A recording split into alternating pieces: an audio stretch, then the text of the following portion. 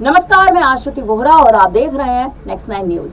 जब से उत्तर प्रदेश में भारतीय जनता पार्टी की हार हुई है, उसके बाद से ही सीएम योगी आदित्यनाथ के इस्तीफे के मांग लगातार तेज हो चुकी है। इस्तीफा मांगा जा रहा है योगी आदित्यनाथ का। कयास तेज है कि अब योगी आदित्यनाथ बेहद जल्द इस्तीफा दे सकते हैं और अगर वो इस्तीफा देते हैं तो इसमें बड़ा और इसमें अगर आप देखें तो बड़ा रोल या कहीं की बड़ी भूमिका भारतीय जनता पार्टी की होगी, बीजेपी आला कमान की होगी, क्योंकि बीजेपी आला कमान अब लगातार एक तरह से एक प्रेशर में बन चुका है कि उत्तर प्रदेश आपने हार दिया योगी आदित्यनाथ के चलते, तो क्या अब आप योगी आदित्यनाथ को इस्तीफा नहीं दिलवाएंगे?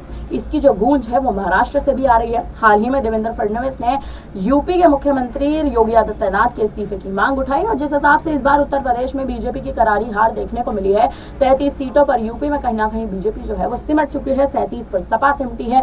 उसी उत्तर प्रदेश में कहीं ना कहीं यूपी में उसी उत्तर प्रदेश में इस बार बीजेपी सिमटी है जिस उत्तर प्रदेश में हिंदुत्व के नाम पर हमेशा वोट साधे जा रहे थे, लेकिन अब उसी राज्य में कहीं ना कहीं घमासान मच चुका है बीजेपी की हार के बाद। और सबसे बड़ा घमासान मचा है अयोध्या में, जिस हिसाब से बीजेपी हारी है। अयोध्या में आपको बता दें कि अयोध्या के बीजेपी प्रत्याशी लल्लू सिंह की हार जो है वो कहीं ना कहीं भारतीय जनता पार्टी के लिए बड़ा झटका है। लल्लू सिंह को चुनावी मैदान में उतारा भी इसीलिए ही गया था क्योंकि वहां पर प्रधानमंत्री मोदी के चेहरे पर वोटों का जो समीकरण है वो बढ़ता साफ तौर पर नजर आ रहा था। लेकिन सपा के प्रत्याशी जिस हिसाब से वहां से जीत दर्ज करके लेके गए हैं और बीजेपी प्रत्याशी दूसरे स्थान पर कहीं ना कहीं आकर टिके हैं, ये बहुत बड़ा झटका कहीं ना कहीं लगता नजर आता है।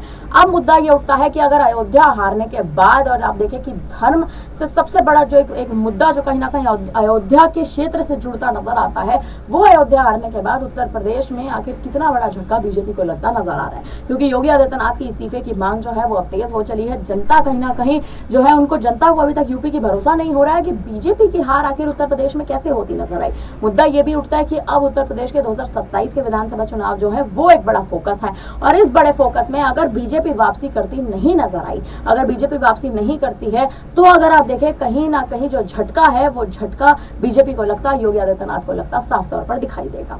फिलहाल अब इस पर आपको क्या लगता है? आप क्या कहना चाहेंगे कि जिस हिसाब से समाजवादी पार्टी की जीत हुई और उत्तर प्रदेश में बीजेपी की हार हुई, इस पर आपको क्या लगता है? कमेंट करके जरूर बताएं। बाकी तमाम बड़ी खबरों के लिए बने रहे हमारे साथ, देखते रहिए नेक्स्ट 9 न्यूज।